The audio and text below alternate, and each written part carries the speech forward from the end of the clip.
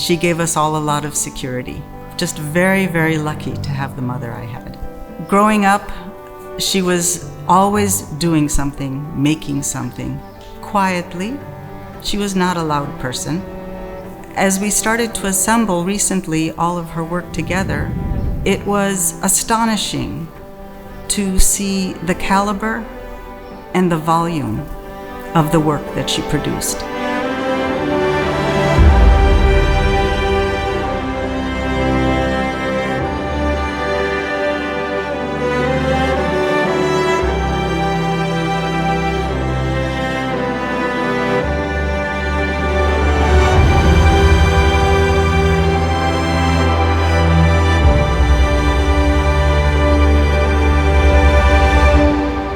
Marian was born in Sheboygan, Wisconsin, and she grew up in that state. So she is a Midwesterner in origin, and she carried that wholesome Midwestern values with her whole life. How she got into the creative part of it was not part of the plan originally, because it wasn't sensible. In 1951, she was accepted to go to Cranbrook. Cranbrook is where my parents met, where they began their lifelong partnership. And there she was, having her hand at doing her own art. Again, because she sort of did it in college, but then teaching is a different thing. There was very little work during that time. And so she began again in earnest doing her master's. And that's where we met. When she went to Cranbrook University for her master's, she met David Jacob, and they met when they joined forces on a competition that required an architect and a sculptor. And from that moment forward, they were partners throughout the rest of their lives. They were married in 1953, and they had 5 daughters. They also traveled to Italy on 3 separate occasions. The very first time was in 1956, when they had applied for the Rome Prize at the American Academy in Rome. Most of my youth was spent in Italy because my parents won various awards, the Prix de Rome to start with, and fell in love with Italy. We managed to get that prize, which was residence and a living wage. So we would go every year. We'd go in the summer and the spring and come home. And one of her big interests was the hill towns of Italy. And so she did an entire series of hill towns. And so she began doing pieces, and at first in plasticine, and then the formatore would come and make a mold, and then you cast a wax, and you take it to the foundry, and then you got a bronze piece that you have to finish, and she's off to the races. This is when Marian produced a large volume of bronze sculptures. It is when together they discussed form a great deal. Marian was truly experimenting with the shell form, and this is where she generated a large number of her very beautiful shell sculptures. She enjoyed studying history, mythology, and she would incorporate what she would learn also into her sculpture.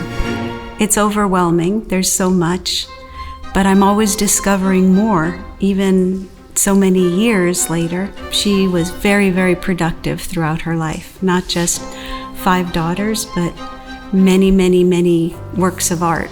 Well, she started carving wood. She could do really anything, but somehow having had a taste of bronze casting, that sort of was the first class way to do things. And then the finishing process would commence. And that was a very arduous, long process if she wanted a fine surface. And I would watch her sand, file, and then sand. Hours and hours she would sit there and really form the last part of the sculpture.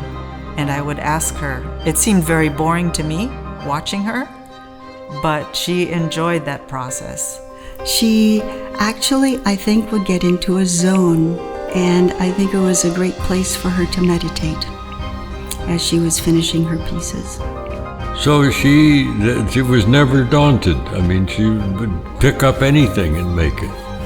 because she had the crafts. That was part of her training as a teacher, how things are made.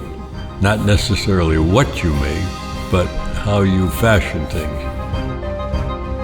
And I feel there is a progression from solid forms and more classic studies of column shapes, caryatid, heavier shapes, more classic sculptural shapes. Although she loved working with bronze and was so exceedingly patient when she would refinish them, she could work in any kind of material.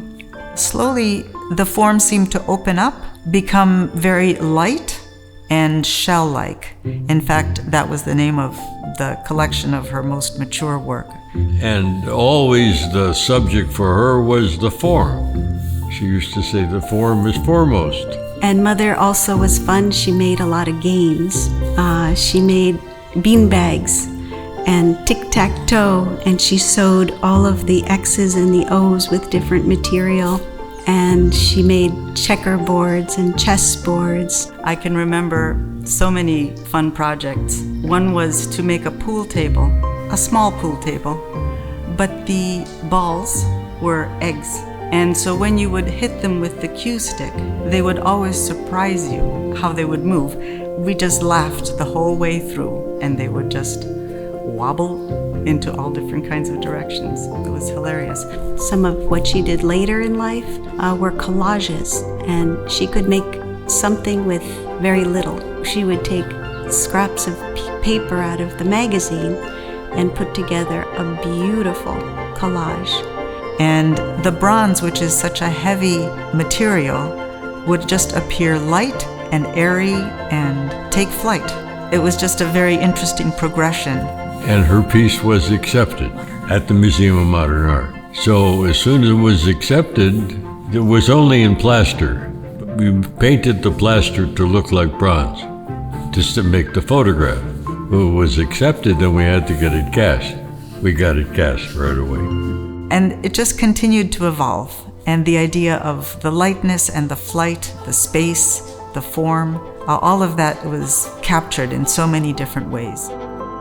Another thing later in life was all of her grandchildren. She had 11 grandchildren in all.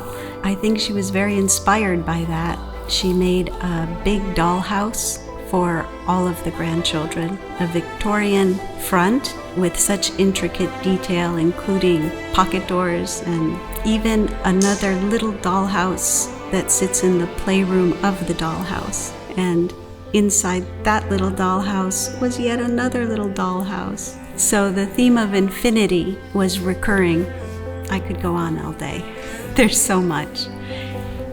So many good things. A lot of it then was not so much bronze. She would just study those ideas in plaster, in fiberglass, in paper, mostly three-dimensionally, but also two-dimensionally. And we end up with rooms and rooms of wonderful art to look at.